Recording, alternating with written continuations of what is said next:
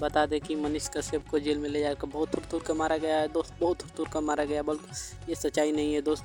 आज हम आपको इस वीडियो में बता देंगे कि क्या मनीष कश्यप को सच में जेल में ले जाकर मारा गया है।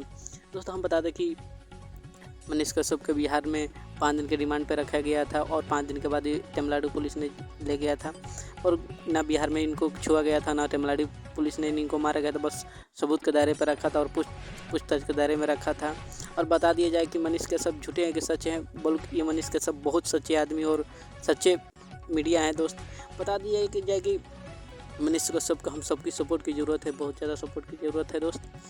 मनीष कश्यप ने कोई गुनाह नहीं किया था। बता दें कि इनका कोई भी फर्जी वीडियो वायरल नहीं किया गया था। इनको बड़े बड़े नेता लोग फंसा रहे हैं, ये मनीष कश्यप फंस जाए, ये गरीबों को बारे में मुद्दा उठाते हैं। कोई नहीं चाहता है कि गरीब आगे बढ़े, गरीब नीचा ही रह जाए।